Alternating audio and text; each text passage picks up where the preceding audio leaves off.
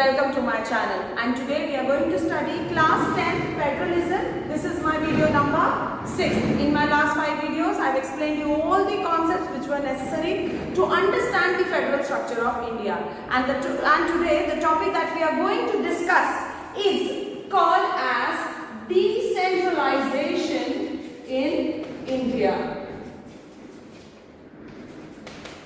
Okay, we are going to discuss the topic of decentralization specifically with respect to India. We are going to discuss how federal structure of India have resulted in the economic development of India in a fruitful way. Okay, now before we enter into the topic of decentralization, let us understand the concept that why did India adopted a 3-tier system. जब 2-tier में सरकार चल सकती है, country चल सकती है, and most of the countries have adopted a 2-tier system, then why exceptionally India adopted a 3-tier system? It is a big question, and it was a big question in my mind also when I was studying in class 10 and I was reading this chapter. But when I understood the reason, it was pretty clear that it was one of the best decisions made by the Constituent Assembly to adopt a 3-tier system for the Indian subcontinent. Understood? Now, when we talk about 3-tier system, see, normally till now in all the 5 videos we have only discussed thoroughly about 2-tier system, that is the central and the state government. Now when I ended talking about 3-tier system, there was a big question. People started questioning that when the country can run with center and state, why did we need a 3-tier system? That has a big thought behind that. See, we all know India is called as a subcontinent. The states in India are larger than the countries in the continent of Europe. For example, we already have studied in power sharing that Belgium is quite smaller than the state of Haryana. Same in terms of population, Uttar Pradesh has more population as compared to Russia. And if we compare the area, Maharashtra is big than Germany. Now imagine when we have states which are bigger than the country in Europe, then definitely India is not less than a subcontinent.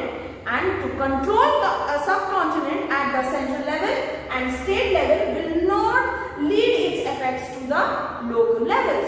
Understood? Because states were so big to control, that is why there was a need to introduce a new system where we can work at a grassroots level for those states.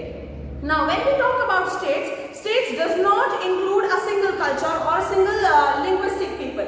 They were diverse culture, and diverse culture means, as we all know, will increase the complexity of understanding of thoughts between people. होता है ना, बहुत सारे culture जब एक साथ होते हैं तो थोड़ा सा thought process में problem होता है. We take time to develop a mutual understanding. Same happens in your class, no? When you enter into a new class, you find new classmates.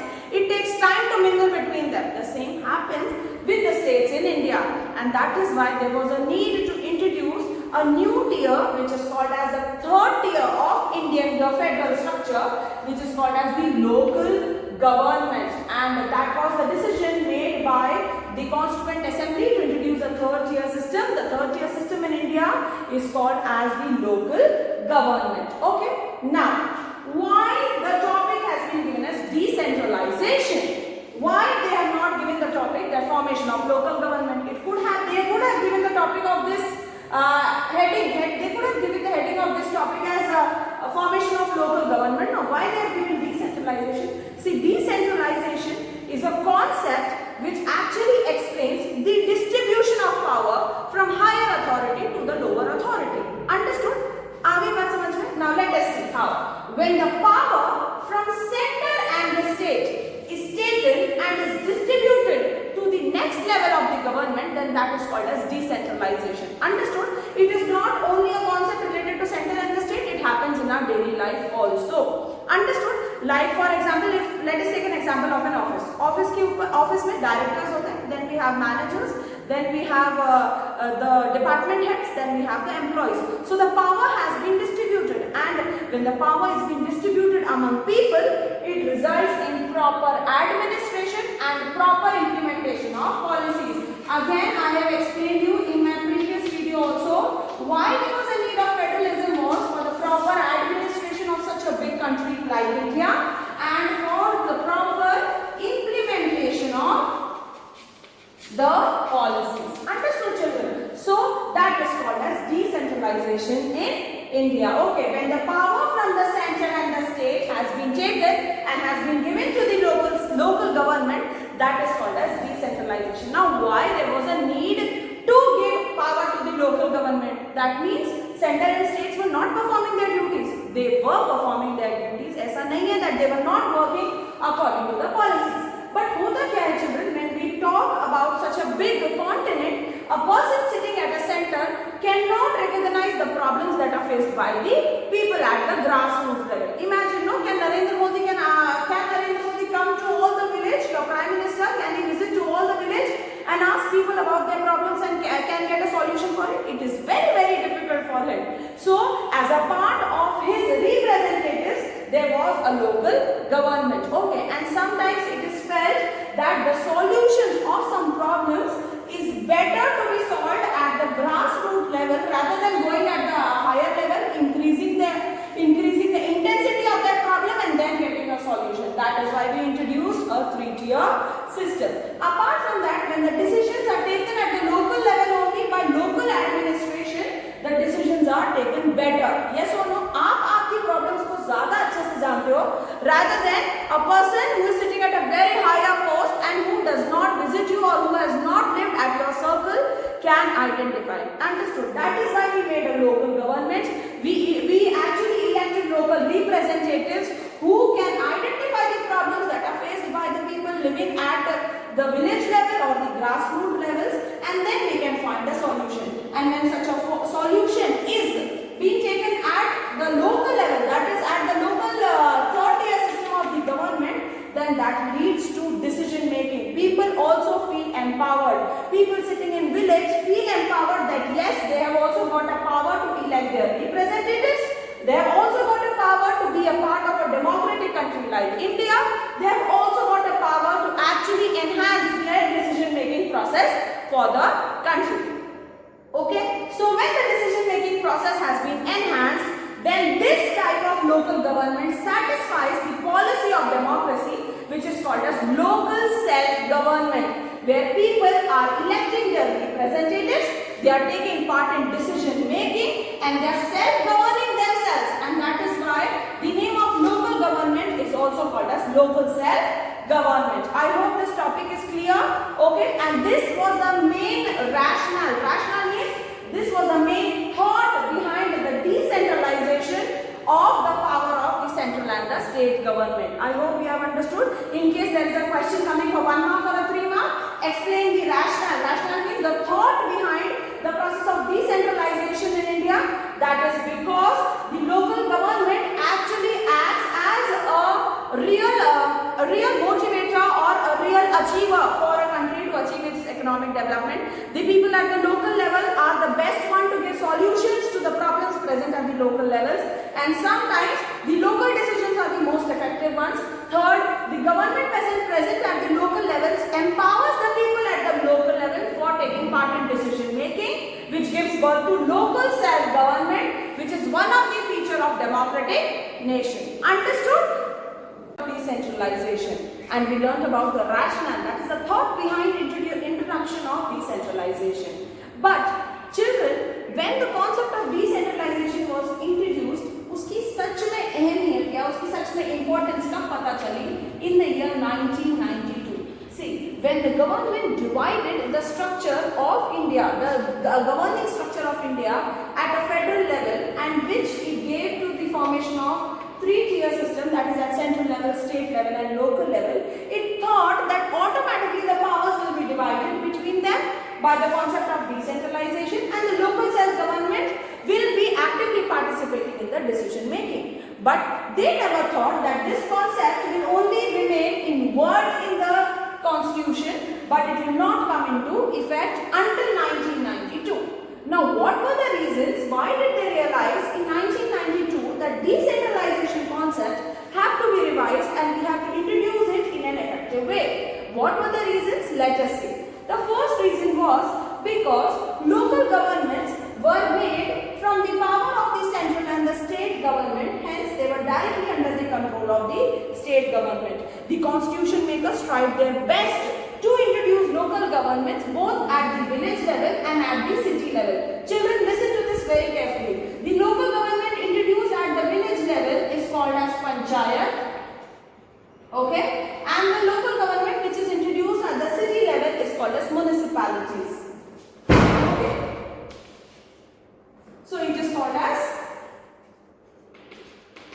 municipalities. Understood, children? Now, when the local government were introduced at both the levels, the constitution makers thought that definitely it will work in an effective manner. But then local governments were under the control of state governments. So state governments did not allow elections to be held at the local government. And when elections did not held, तो local government के पास representatives होते ही नहीं थे.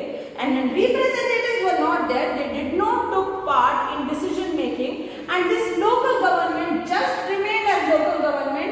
It was never able to form itself as a local self-government. Understood? Because they were suppressed by the state government. This was observed by the constitution makers, and finally in the year 1992, the concept of decentralization was revised under Indian constitution, and there were various amendments that were introduced in this. Now I will talk about the various changes which were brought in the concept of decentralization and various laws which were made to make the three-tier system in India as the local self-government. The first change which was brought by the constitution maker is introduction of regular elections at local level, because earlier there were no elections held at the local level. The local government did not have powers, they did not have their own resources to bring development at the village level or at the city level. Hence they seemed to be actually what we can say, they were tied with their hands, they were not performing, they were just acting as a dummy, right? So in the concept of 1992 amendment, regular elections were made mandatory. Amendment was being passed by the Constitution Assembly that yes, regular elections will be held at local government level, local levels, and there ministers will be elected, representatives will be elected, and then that will lead to effective formation and representations at the grassroots level. The second change which was brought was reservations. Okay, now what were reservations? Seats were given, seats at the local level for the ministers or the executive heads or for the representatives, seats were reserved, and for the different castes, different types and other backward classes. So reservation as a concept was introduced where a specific quota or specific number of seats at the local self-government were being reserved for specific caste, specific tribe. Reservations were made for SC, for ST and for OBC. SC is called as scheduled caste, ST is called as scheduled tribe, and OBC is called as other backward classes. Understood? Now, the third change which was introduced was very important. Local self-government actually thought of empowering women, and that is why 1/3 of the seats were reserved at the local self-government for women. That means 1/3 of the women representatives were welcomed as a decision maker at the local self-government. Understood? Now, regular elections are taking place, reservations are being given, 1/3 seats have been introduced. Who is going to check these, whether are these implemented properly or not? And that is why a new body was introduced at the local level which is called as State Commission. A State Commission was being formed. The State Commission, the power was given to the State Commission was, it is going to observe that the regular elections are being held both at the village level and at the city level. That means panchayat elections are also held and municipalities elections are also held. It was the duty of the State Commission to check. Understood? Now, at the central level we have Election Commission which checks the elections. Okay, where they check that elections held in the country are democratically right. They stand to the principles of Indian Constitution.